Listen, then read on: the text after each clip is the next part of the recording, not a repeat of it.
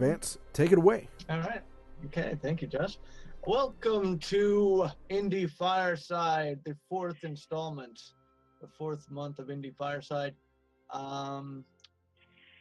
Once again, if anybody here wants to get on the stream, be sure to let me know. Let Josh know, or anybody in the Discord or whatnot, in any way that you can, and we'll get you onto the chat. It's not too late. And this month we are discussing Captain Disaster. Death has a million stomping boots, as the voiceover says whenever you start the game, in that voice. I guess this. Okay, so this is a point-and-click adventure game in the very classic style. It's won a few awards in the AGS awards. Best game, best writing, best...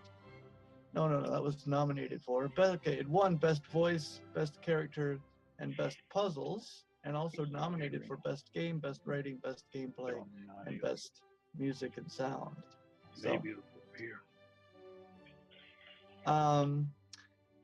So with that, we will jump right in.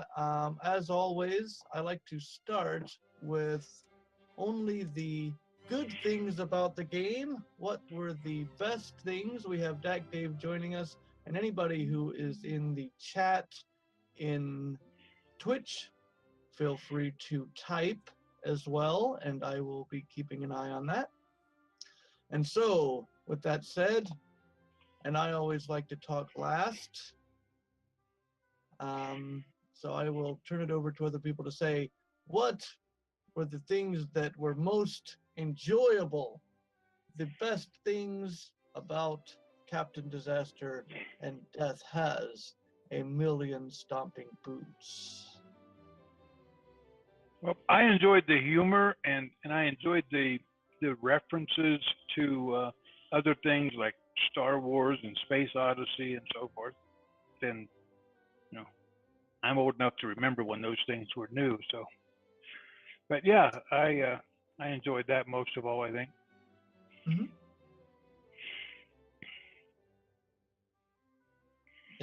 Yeah, that's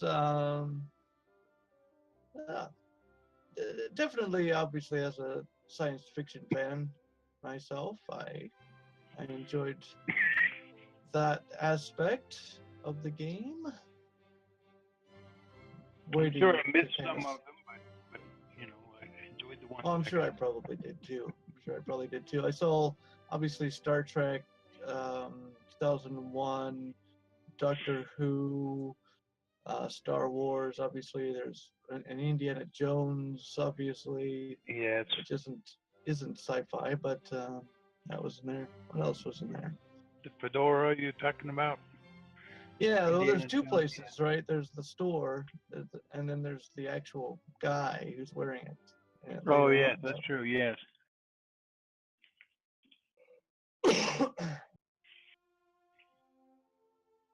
Yeah, Josh says that Indiana has sci-fi aspects. Does it?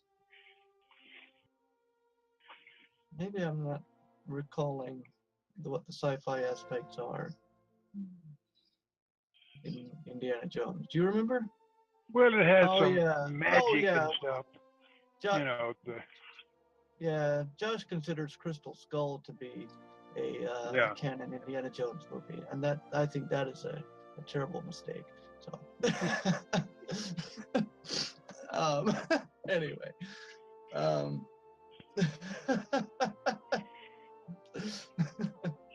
okay, he said he's not saying that.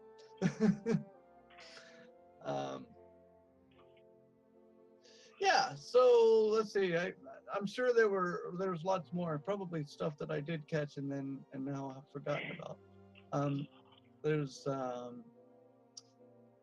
It's definitely a game that likes to reference its sources quite heavily.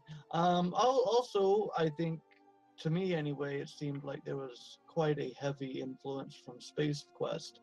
Although no no direct references to it that I can think of. Maybe I missed it, but it seemed very Space Quest inspired to me.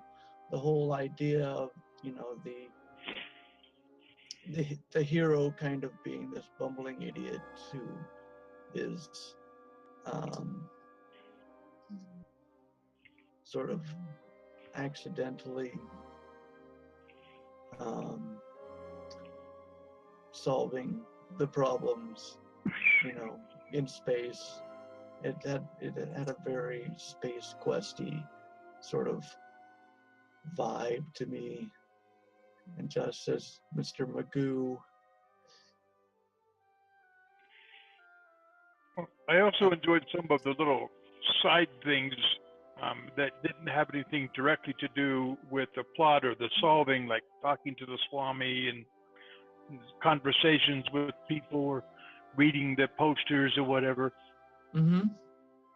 Yeah, it had a lot of extra things in there, like the news feed, right? There's Yes. the news feed, a bunch of stuff to look at, and yeah, it's always nice when a game has those sort of extra things to do. Not necessarily that has anything to do with the puzzle, just sort of world building and building up the environment and the atmosphere. So that is that was well done. That was well done as well. I guess we should um, mention the voice acting, which it won an award for. So um, not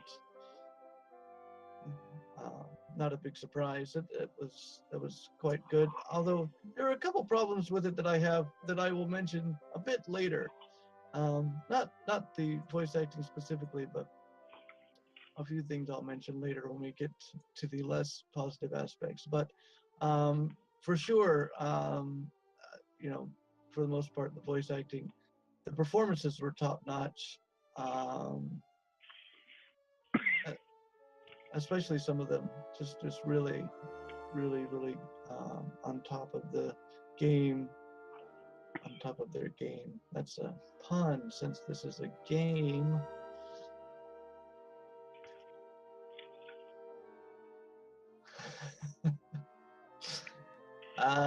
Let's see. What else? I guess I should look at my notes here and see.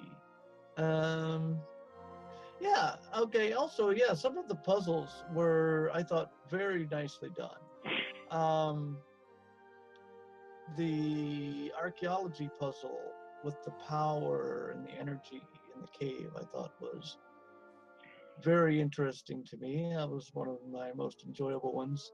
Um, Figuring out how to, first of all, figuring out how to see the solution, right? Well, I mean, and then after that, I guess you just walk around and get it. But I thought that was a cool sort of thing.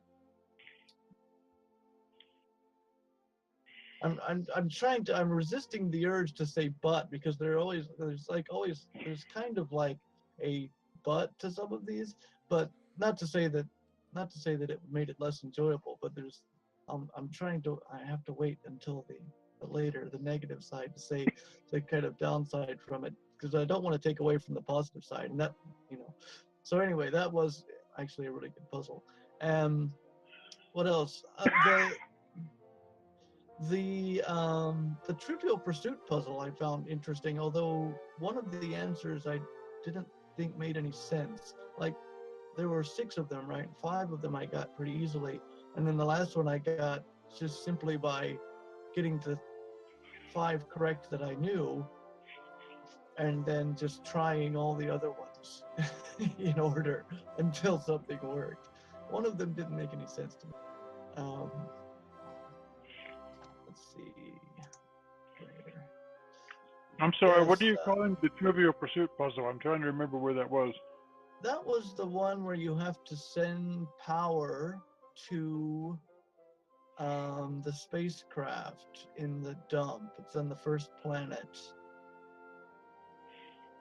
Okay. In the hipster store. Go in the hipster store. There's a iPad thing and you look at it, and you have to choose the colors, and from the wheel. Oh yes, I remember that. Yeah. I didn't consider that Trivial Pursuit, but the colors from the wheel, yes, I remember that. Yeah, well, the wheels look like Trivial Pursuit things, right? Okay. The little wheels that you get when you play Trivial Pursuit.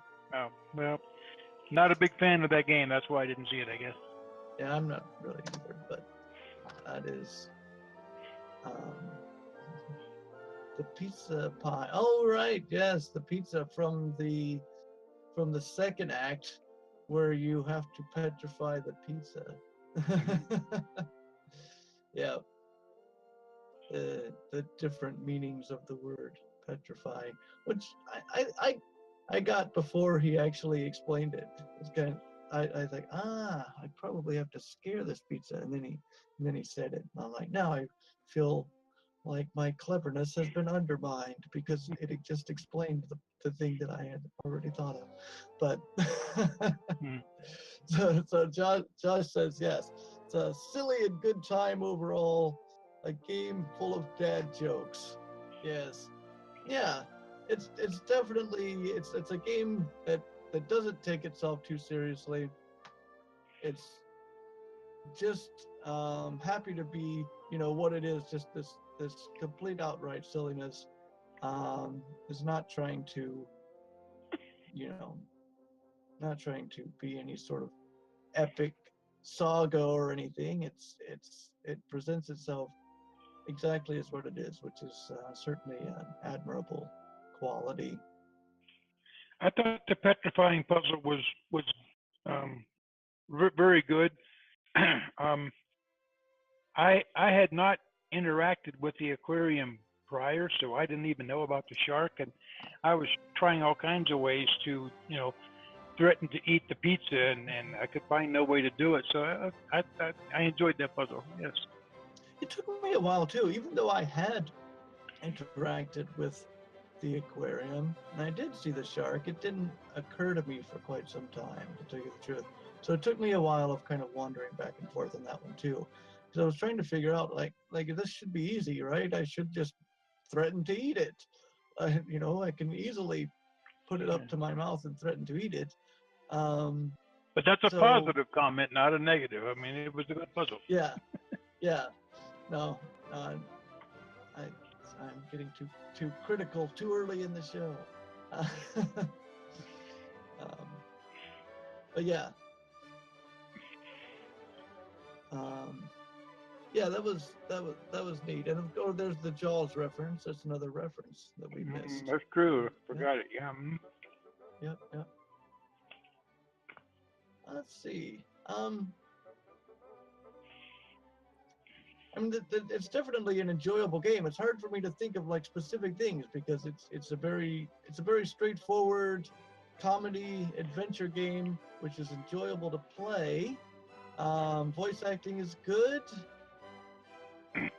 Well, I'm going to say they had good variety too, because you had different parts of the games that were completely different from each other. What you did in the marketplace was different from what you did in the Robo Bar, and so you had it's like different environments where you did, and that added a lot of variety, which I thought was good.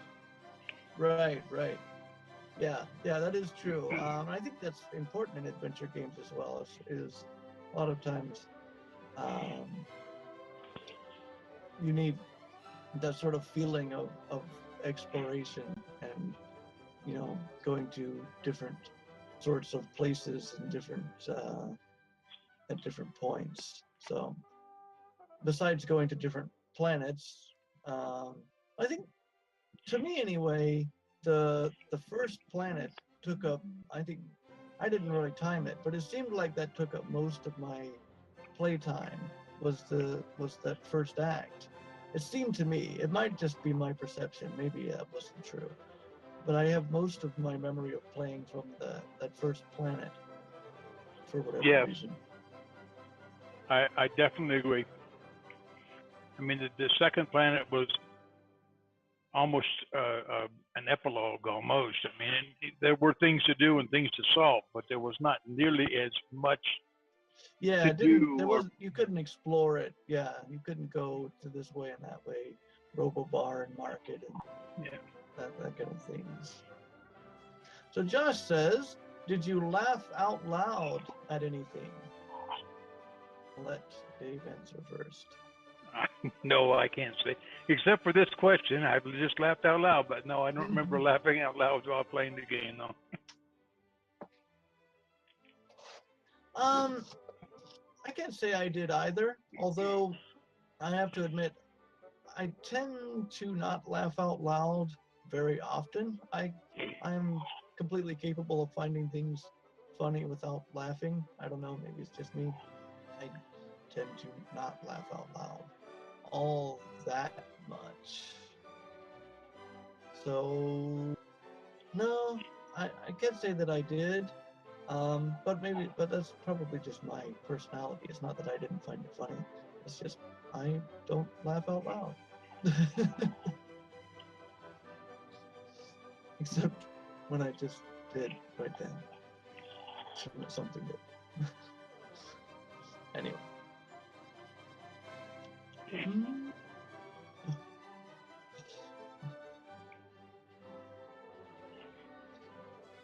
Yeah, so I'm trying to think of what else to say. I I tend to be too critical sometimes. I want to jump to because I mean the game was great, and so my brain tends to pick things apart. And I'm like, yeah, these little parts could be improved, but I don't want to go there until we're done saying everything that's good. And I do want to say it was a great enjoyable game. I can see that a lot of effort was put into it.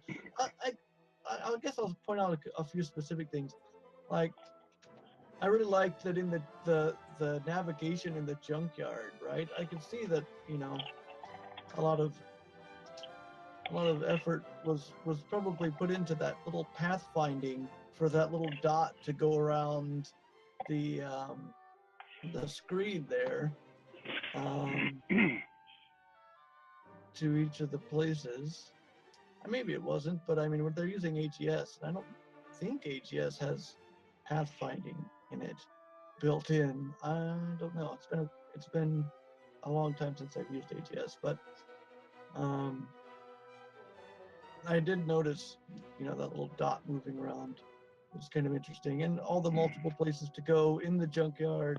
Although there was one place that it seemed like I couldn't go, but there was an icon there. It was a little bit weird, but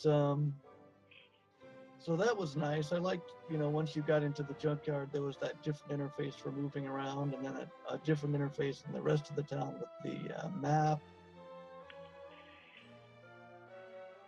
And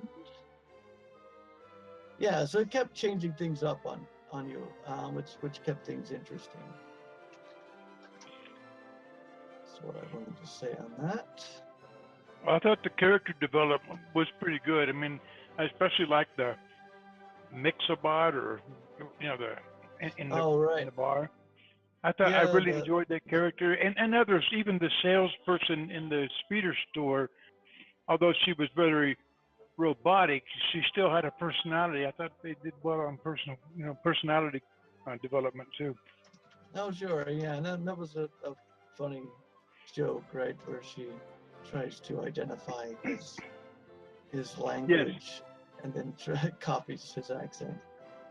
Yes. Copies his regional dialect. Yeah.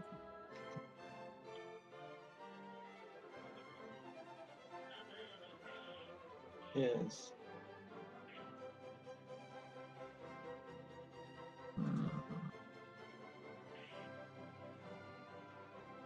So, does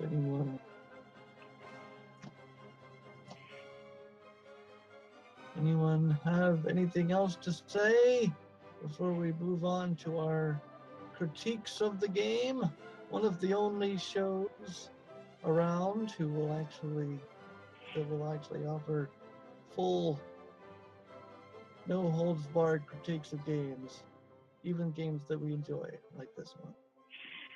But I want to make sure we say all the good things first. All right, then. I will say the best thing I can say is, and we've known each other for a while, so you know this. I'm not a big gamer, but I have been involved in the business for a while now, and I really enjoyed playing this game, and that's not always true, of the games. It has been largely true of the ones that have been picked here. The last one, the little cell phone game, I really enjoyed that, and then I missed a meeting to discuss it. But this game I enjoyed playing, and for me to say I enjoyed playing that game is pretty high compliment, because there's not a lot of games that I say that about. Yeah, it was an enjoyable game for sure. Definitely, no matter what gets said after this point, keep in mind that I did very much enjoy the game, as did apparently Dave. So, good game. Now on to the less than ideal parts of the game. And once again, I'll turn it over to the crowd first, before I say what I have to say. My biggest negative about the game is there were more than once, maybe even more than twice, I got into places where the navigation just didn't come to me. I was just completely stuck because I didn't know. And the big one is getting to the other side of the market. I could not figure out, and I don't know why I couldn't, but there's that little gap at the bottom of the screen, but to me there was nothing to indicate that meant anything, so I never bothered clicking on it, and I was really stuck. And there was another time too that I don't remember right off the top, but there were at least 2 times, and maybe more, when I really got stuck, and I had to actually go to a walkthrough to figure out, sometimes what to do next, because I couldn't figure it out in the navigation. So I think there were some places where the navigation could have been a little bit better documented and not get me in a hole. But other than that, that's my biggest negative, I think. Yeah, I will definitely agree with you on that. I think some of the navigation from screen to screen was a bit counterintuitive. The market, I don't remember having an issue with that. But I guess just as an adventure game player, I just kind of naturally mouse over every single pixel on the screen whenever I see a new screen, and just happened to see that at some point something popped up that said go to the other part of the market or something. I actually thought that was a glitch in my screen on my computer. I mean, I never even thought that it was part of the game, that there was this little notch at the bottom of the screen. Right. It seemed like it was part of the game, Yeah, one of the things that I noticed was when you go to the rocks in the third act, right? The rocks in the third act. I didn't even know you could go that direction for a long time. So I was going back and forth between these 2 screens, well 3 I guess, because you can go in the coffee shop, and wondering what to do, and it wasn't obvious to me that you could continue going that way to get to the rocks. And there were some other places too that had like a sign. Oh yeah, the Robo Bar too. It wasn't obvious to me that you could continue going to the right, because the only way to go to the right was to click on this sign that was way down in the bottom right corner. But at least it was a sign. Come on. I mean, yeah, in the marketplace, there wasn't even a sign. There was just a little gap in the border. Yeah, that's true. And I guess I found having to click the sign, I mean, I didn't really get stuck at that point, because it clearly says when you mouse over the sign that it goes this way. I don't know, I guess I just found it kind of annoying that I had to click on the sign. I don't know why. I'm not sure why. You should have just been able to walk off the side. Yeah, I guess I expected that I should just be able to mouse over all the way to the right at any point, instead of having to go get the mouse right directly on that sign. Yeah. Let's look at the chat here, and Josh says he personally wasn't a huge fan of the art. He thinks that the art probably had a lot to do with the navigation issues as well. We'll address that one first before his next point. Excuse me.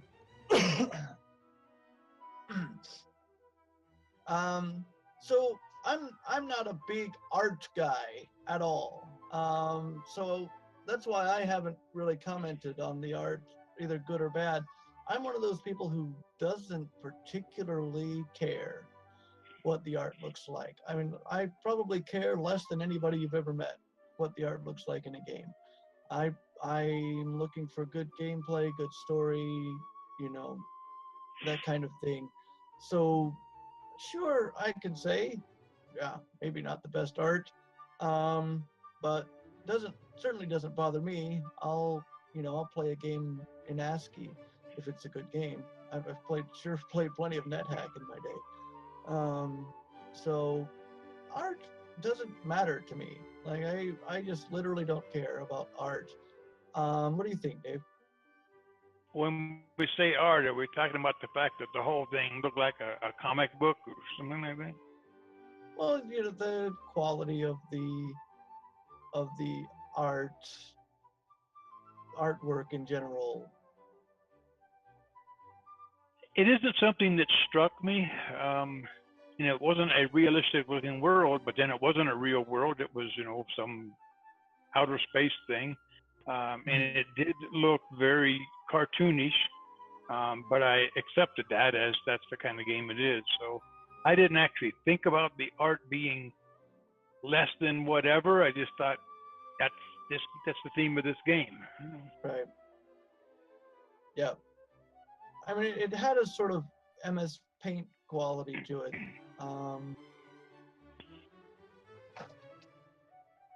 For sure, right? But like I said, I don't consider that to be a bad thing personally, but I could imagine that someone who is a big art person would possibly think, well, this game isn't up to their art standards or whatever art people say. Do you think that's a result of being developed in AGS, or do you think it's just? Oh no, not at all. Plenty of excellent games have been developed in AGS. Not at all. No. Some very, very beautiful games have been developed in AGS. Okay, I have a little bit of experience with AGS, but never got far enough into it to really do anything more than basically stick figures. And then, of course, my recent experience, was all Unity, so I don't really know what AGS can do. And Josh says he thinks AGS has issues with higher def stuff. I don't know if that's the case anymore. But mainly what I'm talking about is really high quality, like pixel graphic stuff. Most commercial AGS games are pixel art, but there's some really beautiful pixel art out there. And this game wasn't it, right? Like I said, it doesn't bother me, but call a spade a spade. This game didn't have the really beautiful pixel art. It certainly did the job as far as I'm concerned. But so whether AGS can handle really high def stuff, I'm not sure on that. I know, right? NeoFeud used AGS, and that's not pixel art. I don't know what the resolution of that is offhand, but it's not pixel art. And I'm sure there are lots of other AGS games as well. Well, for example, I thought the art was good enough that I recognized the picture of Elvis, Sure. Yeah. It was a caricature of Elvis, of course, but it was good enough to be able to put the point across, I guess is what I'm saying. Yeah, and that's all I particularly care about. One of the things that Josh mentions, though, he says, if Dave thought that was a glitch, it's probably because it looked like a glitch rather than what it was supposed to look like. I think that particular case, though, it was just a notch at the bottom of the screen. It wasn't supposed to look like anything. I think what could have solved that problem was probably, just better scene design. Excuse me, I keep having to cough. As I said earlier, bit of a Well, I cold. mean, when they first go to the market and you look at the little market map, it says that the market is, like a donut shape. Yeah, it does say that. But So when you it's kind walk of a to the hint. side, you can't just walk around it, which is what I Yeah. expected to do. Oh, right. And yeah, I mean, the thing about it, looking like a glitch. I mean, yeah, I don't know if that's art or not, but it's definitely scene design. I mean, if you're gonna call it a donut, then make it a donut. Walk around it. So you think it should have been just one long screen that when you got to the end that went off the end, you just ended up back at the beginning. Or That would or be one or solution. or you're saying it should scroll up and down, right? So you walk down, and instead of changing screens, the screen Or just scrolls down. anything that was a more continuous movement rather than Hmm. click here to move to a different scene. Right, right. Yeah, I think the problem with the second option though is that then you couldn't switch this the camera angle, because then your view would be facing away from the doors of the Uh, store. So you needed to find a way to, so that when you're on the other side, the camera angle is facing the doors. uh-huh. But yeah, I do.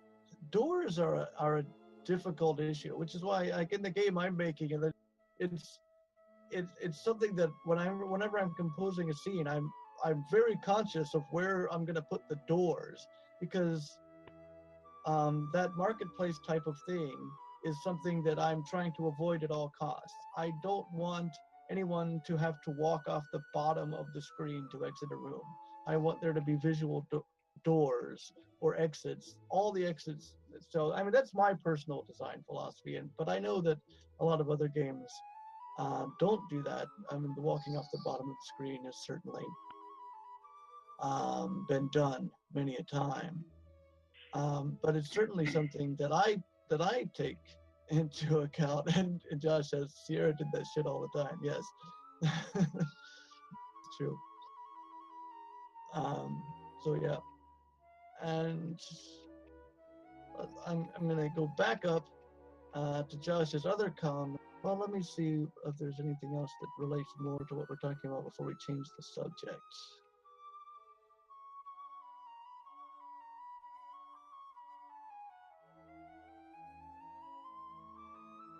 Okay, not particularly. Um,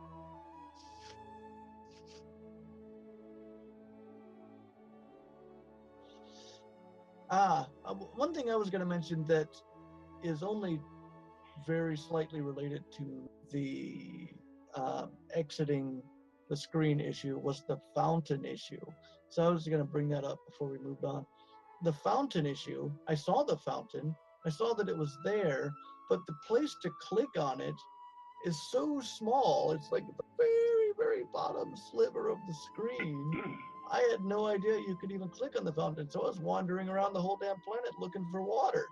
And I'm like, there's a fountain here, but I can't click on it because you have to click on the very, very bottom of it. You I think can't you can click on the. expand that to other things too. There were several areas where the thing that you needed to interact with was a very small area of the screen, and you had to really carefully mouse around to find it. Yeah, the slot underneath the Yes. counter at the coffee shop. Yes, that Oh was my really God. hard. Yes. It's And you had a the lady time kept limit coming too, and back your before I could get yeah. to poke you under the counter. Yes. your mouse is you're like, come on, damn it. There's like one pixel I need to click on here. Where is it? Yeah. Yep, yep.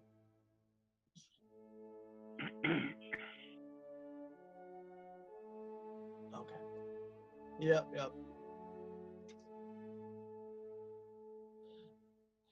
Okay, so Josh asks, and this is something that I wanted to discuss anyway as well.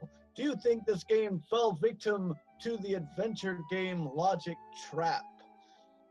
For those of you who don't know what the adventure game logic trap is, it is the conception among some people that adventure games have just terrible logic in them. That and I would I would say well-designed adventure games don't have this as much as more poorly designed adventure games. But the general conception among some people,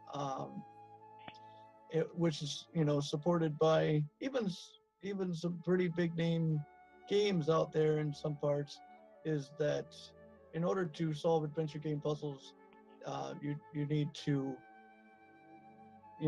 think of completely bizarre and absurd Rube Goldberg solutions to things that should be very easily simplified. Um,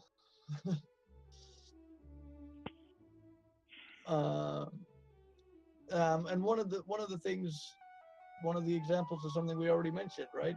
The pizza is terrified of being eaten. Why can I not just threaten to eat it? Why is that not something that I can do? I have a mouth and teeth. There's a pizza here. I can threaten to eat it. Why do I need to go threaten to have a fake shark eat it? Right? So that's one of the examples of what one might call adventure game logic. Why is the sensible thing to do? Why does the sensible thing to do not work?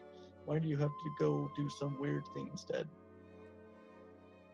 I didn't think about Dave? that when I was playing it, but I guess what I would say to that is, to avoid that, you would need to have some logic in the game as to why. I'm allergic to cheese or whatever. You had to have maybe some logic in the game to explain why you couldn't just bite into it yourself or something. Yep. Yeah, for sure, and that is definitely one of the solutions to that problem, and one that I very often employ as well as a designer is, okay, I know that I want the player to do this, and then also, but these things also should work. Now I need to figure out why they don't, right? And I think that's very important in a game, is figuring out why the wrong solutions don't work, or why you can't do the sensible thing. There has to be a reason, right? And that I think the reason in this game was, oh, we're silly, right? Um, which I don't think is a good reason. I'll just come I'd right out and agree say it. completely to that. Yeah.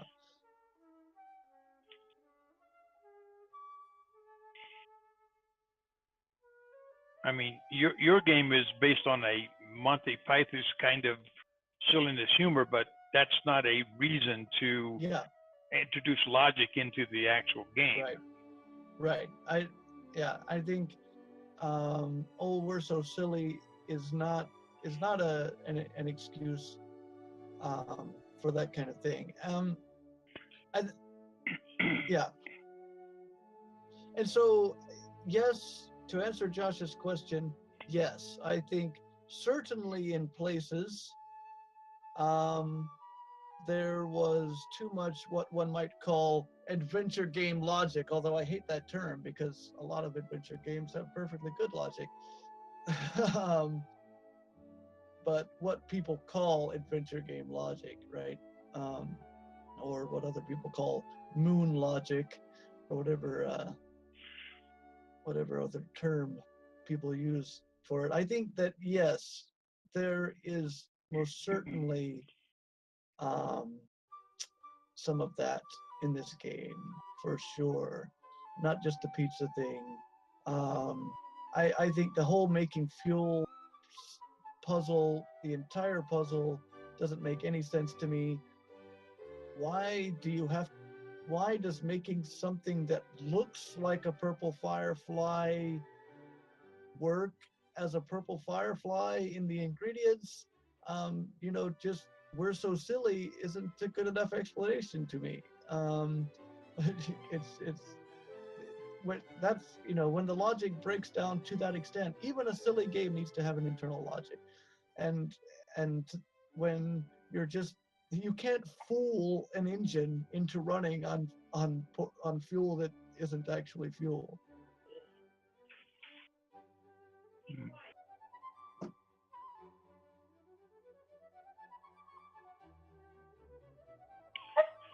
Well, I didn't think about that point, but I understand it now that it's been brought up that there were some sort of nonsensical logic pieces in here. It didn't bother me when I was doing it, but I now recognize it.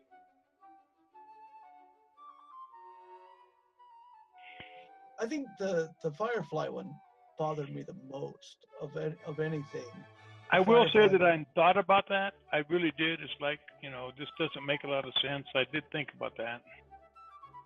because there's and this comes to a larger point too. It's not just the adventure game logic, as they say, but also the doing things for absolutely no reason just to see what the effect will be.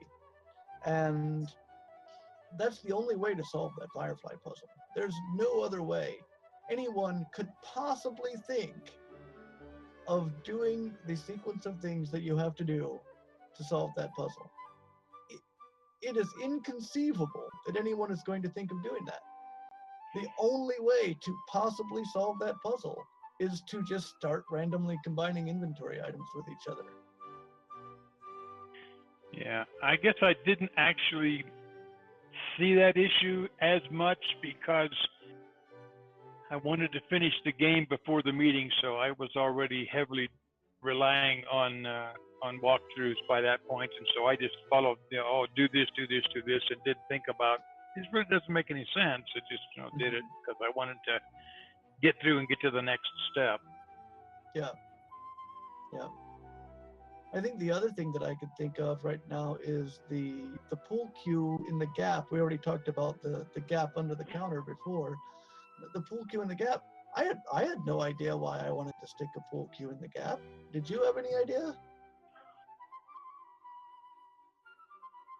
Not before it happened the first time, but then it made sense after. It's kind of like Right, right. It's goosing the like, guy or something, yeah, yeah. Well, you're pushing the little thing on his chair that makes it raise, right? That he I uses know. to make the coffee. But I had no idea why I wanted to do that. I was just trying stuff. Oh, it looks like something happens when I stick this under there. There was no reason for me to think about sticking that under there. Well, I have Just to say, Vance, that I think of that a lot playing adventure games. I mean, mhm. to me, playing adventure games is doing a lot of things that I would never think about doing because maybe this will do something that will be helpful. So that didn't really bother me too much. Mm-hmm. Sure, and to some extent that's unavoidable. You're right. To some extent it's unavoidable. But there needs to be in the game some indication, like if okay. So the problem with this puzzle to me, the stick the pool cue under, is that the guy's behind a counter. You can't see that that that there's a lever on his chair down there that is reachable through there. I don't know. I didn't really try to, I guess, right click on the hole. Maybe he looks in and sees it. If you do that, I'm not sure. But I mean, there's no indication. There's no hint that that's something that you need to do, except just try to do it. Just, okay, I'm going to use every inventory item on every hotspot I see. Okay, that seemed to have done something. To me, there has to be some reason to do something, even if the player misses it. Maybe I missed it. Maybe there was some hint you had to do that somewhere, and I completely missed it. Maybe there was some hint on combining the Firefly items, and that the engine would would somehow be fooled into thinking something was fuel that actually wasn't and start running. Maybe there was some hint to that I didn't see, but um, to me there was no. It seemed like there was no indication except just try everything. And sometimes you end up trying everything when you get stuck because you miss something, but I think there always needs to be some reason to try something in a game. You and I had a different understanding of sticking the pool cue under the bar because I never thought I was hitting a lever. I thought I was like startling him, and that was causing him to pop up. I mean, Yeah, I I never think that's thought the I was issue then. activating anything. I just thought, Yeah, I think that's the issue right there is that both of us had a completely different idea of what we were doing. Nobody knew before we did it what we were even trying to do. So yeah. so the result, was just a random event. Yeah, yeah, yeah.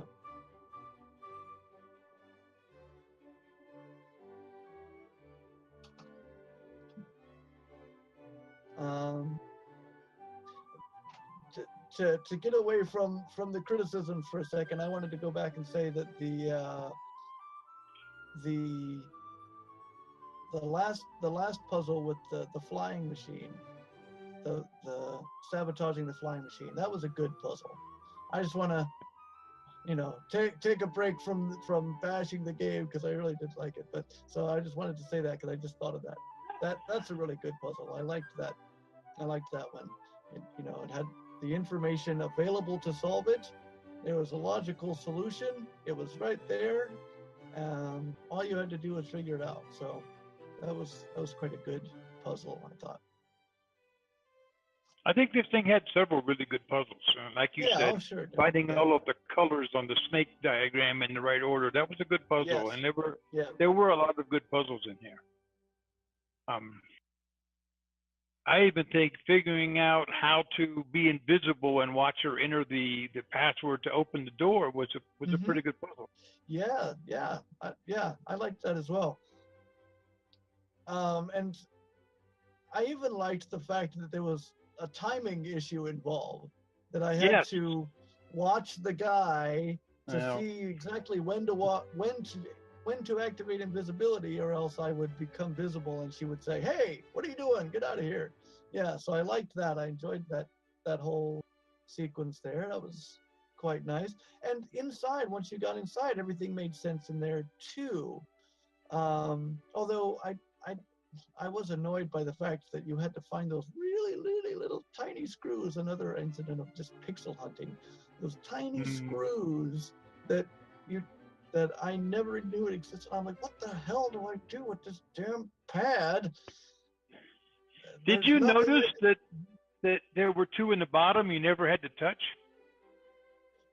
I did notice that before. See, I found the screws actually before I found the coffee stirrer. Yeah. So I was trying to click those, but yeah, those didn't have any hotspots on them, I don't think. Yeah, it's just that they're, in the graphic, there were actually four screws, two at the top and two at the bottom, but the two at the bottom didn't do anything. It was, Well, the that two at the thing that we, bottom looked different too, though. They well, didn't look the same. I'm not. Maybe I think that they were empty screw slots or something. I think maybe the oh, only maybe screws were so. at the top. Maybe so. I tried to unscrew the bottom ones first, and it wouldn't do anything. It wouldn't activate. I thought, well, what the heck here? What, Then I Right. realized, oh, well, they're at the top, Yeah. But even that pixel hunting aside, I thought that was a good puzzle. I thought, um, yeah, rearranging stuff in there was a good puzzle. The whole, um, sending coffee through the heat vent was a good puzzle. Um, yeah. By the way, late warning to anyone who's watching. Indie Fireside is always spoilery, so that is part of our creed. Is that we have no problems talking about any aspect of the game. So if you don't want spoilers and you already heard them, too bad, I guess, because the past is the past. Anyway, so yeah, I really liked, all of that made perfect sense. Great puzzle design, right? getting the coffee, pouring it in the vent, turning on the heater to waft the coffee in, because their noses, it makes sense, their noses, right? They have great sense of smell. Great puzzle design in those sections. In fact, I thought, besides the pool cue puzzle, which I got on and on about, I thought Act 3 was by far the best part of the game. I thought great puzzles, the invisibility puzzle you talked about, the archaeology puzzle, the last sequence that I already mentioned with the flying machine, the getting past the noses part, the whole third act was great. I loved the third act of this. When navigating in those lower corridors in that third act, I did not enjoy. Yeah, that was a little annoying. But it was doable. It was something that you could figure it out. I thought the problem with that, I think, the only problem with that, I think, was that he walked so slow. Maybe there was a way to speed up his walking. I didn't even check settings, but he just walked so slowly, and you have to walk so much to get all around this way and that way so that you can figure out which way that you go to get everything done. When he was done and we were ready to leave that part of the area and go back, I looked at the walkthrough and it told me where to click, and I still couldn't make it work for quite a while. I was like, well, where do I click? And I guess I wasn't clicking far enough to the left or something, but I really had difficulty. Yeah, you're right. Actually, you're right. That screen did have some hotspot issues, because you have to keep making him walk off the screen. But like, I would click a little bit in the wrong place, and he would, especially in that bottom left corner, like he would walk back. Bottom left corner was horrible. Yes. Yeah. I agree with that. Yeah, it could have been, the hotspots could have been better placed on that screen, I think. But that's back to the navigation issues we talked about. So. Yeah. I guess that's across the board. Navigation, in general, could have been improved. Let's see. What else did I want to mention? Okay, I mentioned earlier that even though the voice acting was great, I had some issues with it. So I'll talk about what I mean by that. Where should I start? Okay, in the first part of the game, all the characters talk so slowly. Well, I just stopped listening. I mean, as soon as the text comes up, you click the mouse and it moves on. So. Yeah, no, I started doing that too, and I think that that's a problem, right? When your players are doing that, when you have a fully voice acted games and your players are skipping all your voice acting, I think that's a problem, right? I guess so.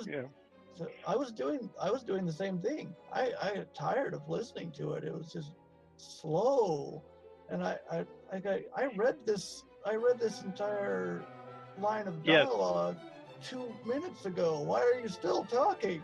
No, that's not quite the case. Not 2 minutes ago. I know, but you're right. The text comes up, you read it, you click. The next text comes up, you read it, you click. So you're not really hearing all of the great voice acting. You're right. Yeah. So that was, I think, an issue. Although, again, to the third act, which I will say again, I think was by far the best in this game. Third act, solid. Third act, the voice acting was engaging enough that I stopped skipping it. The head nose had a great voice actor. The waitress, all the characters in there. I don't know what it was, if they were speaking quickly or if just that it was more engaging. But in the third act, I actually started listening to the voice acting. I was actually enjoying listening to the voice acting for I think most of the third act. I think I might have skipped some of it, but for the most part, I really I really thought that got improved in the third act for whatever reason. But man, that first act, so that like, you have the bored security guard who's talking in a slow, bored voice, and then you have the main character who's talking in a very slow voice, and then you have the speeder saleswoman who's copying his dialect, so she's talking in a slow, boring voice. Well, the main character is supposed to be kind of a half-wit, so I mean, sure. He's talking slow because that's what he is, you know. Yeah. But man, I couldn't wait for the dialogue, especially in the first act. I think the second act either really, although there wasn't a whole lot of dialogue in the second act, so this doesn't come to mind. Really talk to. I said maybe on that communicator a few times. It's all kind of walking around the ship, but yeah, third act solid though.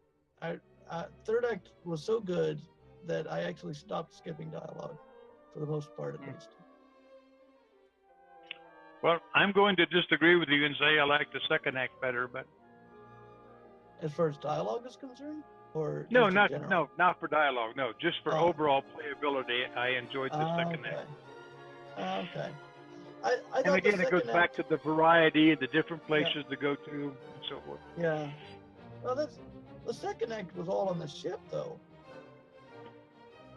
Wait a minute. What am I thinking about here? No, I'm talking about the place with the marketplace and the dump. That was the first act. Yeah, I'm sorry. That was the first act. That second act was getting the ship going. You're right. Yes. Yeah. I was gonna be a little bit surprised, to tell you the truth. No. Second act was just second act was just get through it and get on. Yes, I agree. Yeah. No, my favorite part was visiting the Robo Bar and the marketplace and the dump and all of those things. That was my favorite part. Yeah. Yeah. No, yeah. That was also good. That was also good. I just thought the third act, the quality of the puzzles, especially the voice acting, and the clarity of purpose, also in the third act, I found to be spot on, which is a good transition to my final criticism of this game.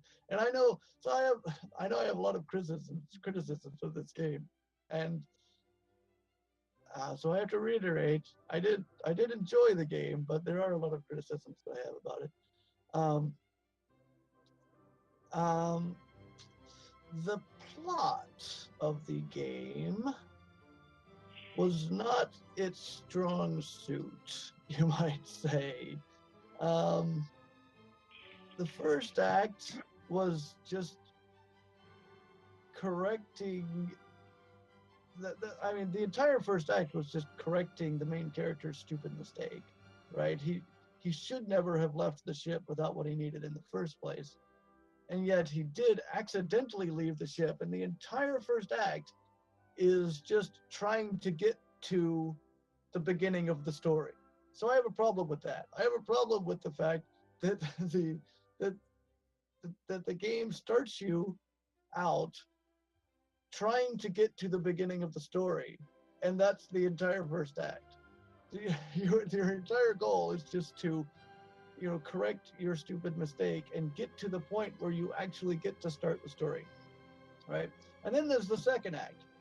Oh my god, okay, I finally got the thing, I can start the story now. Nope. Now the second act is nothing but just stalling, continuing the story. It's like, okay, now we can continue the story. Nope. There's all these arbitrary problems in the way. The story shall not continue until you finish solving these arbitrary things that have nothing to do with the story. They're just arbitrary things. And so then the third act comes along, and finally there's a story. Okay, now there's a story. Now there's something that I'm actually trying to do. I have a goal. The story has started, 2/3 of the game through, finally there's a story, which I think also is the reason I really like the third act. The third act seemed like a solid, well put together act. You had a clear goal to. I mean, it's not like you didn't have things that you were trying to do, but it's like, okay, so this is all stuff that has nothing to do with the story of this game, and this is okay. So now, I transported to the planet accidentally, and now I need to actually find out what I need to do. If the entire first act is just finding out what you need to do because you were too stupid to figure it out. And I know the whole point of the game is that the main character is stupid, but that that was kind of an issue for me, and it didn't make me not enjoy the game. I enjoyed the puzzles and the characters and whatnot, despite of this, but in spite of this, sorry, despite this, in spite of this, in whichever way I want to say it. But yeah, that bugged me about the story, is that okay, the whole first act is like the story hasn't even started. You're just trying to figure out a way to start the story. And then after you've finally done that, the second act, you still can't play the story. It's like, okay, now there's just a bunch of things in your way. I'm going to give you an alternate interpretation of that. I mean, I recognize your plot problem, and I agree there was a plot problem, but I'm going to give you a really upside down alternate interpretation. In my mind, the plot was collect this mysterious thing and deliver it to this other place. And so the first act was figuring out how to get this thing and get it off of this planet. And you had all these obstacles you had to overcome. And then you finally did get it off the planet onto the ship. Now the second act is getting the ship to move so you can move it to the planet where you need to take it from. So you're still in the same plot. You're taking this mysterious crate to this other place. Now you get to the third act, and in the third act, the mysterious crate has nothing to do with it. So where did the plot go? Well, yeah, it does. The third act, the mysterious crate was where the big millipede came from. That's what you delivered. I understand, but then you had this whole second plot of stopping the evil guy, and eventually disabling his flying chair, which had nothing to do with the box. But I'm saying that you accomplished the delivery, and now there's this other plot you have to do. So it wasn't a consistent plot across all three acts. Mm-hmm. So I did think there was a plot in the first two. And I thought that the plot kind of fell apart in the third one, because once you delivered the box, then you had this whole other thing you had to do, which had nothing to do with the original plot of the game from the beginning. Mm-hmm. Well, first of all, I'll agree with you that I don't know why Captain Disaster, does he have another name besides that? I don't know if his name is that his actual name is Captain Disaster, or that's just the game. I don't know. But you'd think he would change it if that were his name. But I don't know why Captain Disaster, upon delivering the package, didn't just leave. How did he know that this guy was a nefarious villain? It's like, something seems amiss here. How do you know? All you did was show up. The guy credited your account. You got the money. Yeah. And maybe if the guy didn't pay him, okay, then that would be a motivation to continue. Maybe that's what should have happened. But it's like, okay, he got paid. The guy got the package. What's the problem? Okay, I get that. But I'm willing to overlook it because the third act I thought was so good. But excuse me for a second. Sorry, I'm cold. Yeah, so I agree with you on that.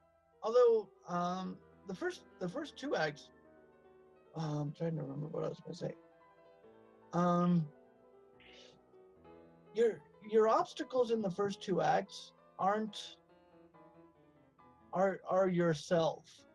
I think that's the issue that I have, is that the obstacles in the first two acts are yourself. The entire first act isn't trying to secure the package and get it off the planet. I mean, once you find the guy and secure the package, you know, I mean, I guess you have to get the transporter things. You That have to might get the transport tags. right, You have to get but somebody to but I vouch think for you so you can communicate yeah, with your ship. but I I mean, but you it was know, my understanding. Maybe this was a wrong understanding, but it was my understanding that if you had done what you needed to do before you left the ship in the first place, that you wouldn't have had to have done any of those things. I did not get that understanding. I know there was the thing about, the joke that he said, okay, now I want you to, when I say this word, and no matter what I say after I say this word, don't cancel it, and then he accidentally says the word. That was sort of a Monty Python joke, really. I mean, Fireside Yeah, Theater or whatever you want to call it. But but I he didn't says, see that as being significant to the plot. but what he says is, well, I would never say this until I do what I need to do to take care of this. But then in the course of that sentence, he says it. But what he's saying in that sentence is that he needs to communicate with the person and get everything taken care of before he beams down. And then he accidentally gets beamed down before doing that, and that's why he has to do this other stuff. I didn't pick up on that. I That's what know it what seemed you're like saying. to I me. recognize that dialogue piece, but it didn't really register with me that way. I mean, because listen, none of this would have been the case otherwise. Because he would have I don't talked know to that. the. I I don't do know know that that. because I do He know was that going because into an unknown environment. listen, listen for a second. I'm about to explain why. Okay. Okay, you you you beam down in after talking to the guy. Okay, so you've talked to the guy that you are transporting a thing for. You get there, and then that guy is going to vouch for you because he's the guy you're transporting from. Who's the So guy? you, the guy who's giving you the package. Oh, So in the your shop. your whole getting vouched for thing is completely no longer an issue because that guy's going to vouch for you. You're transporting his package, so that whole thing is gone, right? And presumably he probably has also filled out all the paperwork to get the stuff off. I don't know. Maybe he has. Maybe you still have to bribe the official. I don't know at that point. Maybe or maybe not. But at least one whole puzzle is solved just by contacting the Yeah. guy before beaming down. I'm not even sure who contracted him to do the delivery. Was it a guy he was picking it up from, or was the guy he was delivering it to? If his contract was from the guy he was delivering it to, then he may not have had a contact on the planet to do all this preparation work from. I just wasn't concerned by that, but that's different people seeing it differently, I guess. Yeah. No, I'm just saying it's not. It didn't detract that much from my experiencing the planet, and sure the planet was great to explore, and lots of different environments and characters and that kind of thing. I'm just saying that that bugged me. That it seemed to me, at least, that the game didn't even start until the third act. Because then the second act, you're saying, well, you're trying to transport it, but you're really not. You're stuck on the planet. You're kind of like I was saying before. It's the second act for sure, 100%. All of his problems are caused by him. They're not caused by. They're not problems he's trying to overcome. They're his own problems. He, you know, he forgot how to make the damn fuel for the ship. He has everything on the ship to make the fuel, obviously, because you do it. But he didn't have the ship already filled with fuel. All of the stuff that's just it's an arbitrary obstacle. But that's how I saw it, and it didn't make it not fun. It's still fun to play the game and to experience the aspects there. But that that bugged me that it didn't seem to me, at least, that the game even started until the third act. But you're saying the opposite, right? That it bugged you. I The am. game seemed I am to saying not the opposite. continue after the I'm third act. saying that all of these obstacles, yes, they were due to his ineptness, but that was part of the whole absurdist comedy thing, that such an inept person was saving the universe, kind of thing. Yeah. I mean, I can accept that. I can accept that to a certain extent. But when it's the entire first two acts that are it's the entire plot. By this That's joke. It's the entire plot. Yeah. But I mean, okay, let's compare to Space Quest, and we're gonna have to wrap it up here pretty soon because we're coming short on time. But I mean, let's just compare to like Space Quest for a second. I mean, Space Quest is a similar thing. It has an inept hero who a lot of the jokes are at the expense of the ineptitude of the hero, and yet there's still an actual plot. In every Space Quest game, there's still an actual villain or circumstance that is driving the plot forward. It's not just the hero's ineptitude driving the plot forward, right? Space Quest 1, you wake up in a broom closet because you're goofing off, and you find that the ship has been taken over by the Saurians. I don't know how to pronounce it, but you know, so yeah, you're an inept, lazy janitor on this ship, and you know that's part of the joke is your ineptitude and laziness, but there's still an actual, real, present threat at every point during the game. It's not just, oh, my ineptitude is causing all of my problems, and now I have to solve them via the player.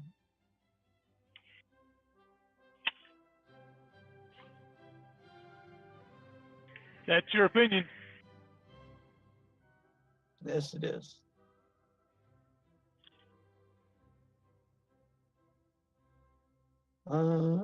So let's see. Yes. So okay, where's Trolls when we need him? The Space Quest historian. Yes, we need the Space Quest historian. Yeah, I wish he could have joined on this one. I think he's had some interesting insights on this as well. But anyone final words after after I've at least railed against this game, but not really. It was a good game. It was obviously a lot of work put into it, a lot of enjoyable aspects, really enjoyable third act to me anyway. And you said the first act was really enjoyable to you, so at least we can say that there are two very enjoyable acts. And I enjoyed the first act as well. I can't say that I honestly enjoyed the second act that much, but in spite of my criticisms, I really did enjoy the first act, but I really, really enjoyed the third act more. And so, you know, a really fun game to play, despite everything that I've said. I think maybe just because I'm in the genre, right? I'm working in the genre. So when it comes to point and click adventure games, I tend to have too many criticisms on it, but this is my own opinion on that.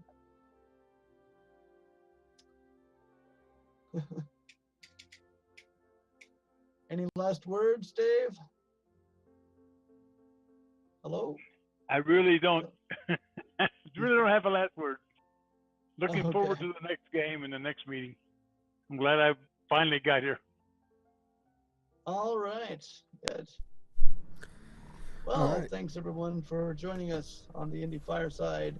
We'll be announcing the next game to play on the 1st of May. We're not going to play it on the 1st of May. Well, you could if you like, I suppose. But we're going to discuss it the last Friday of May, which appears to be May 25th. And we'll announce that on the 1st. And thanks everyone for joining us. Thanks, Dave, for joining us. And that is it for this. Yep. Thanks for coming by, everyone. Thanks again, Dave. And I think that one's actually my pick coming up.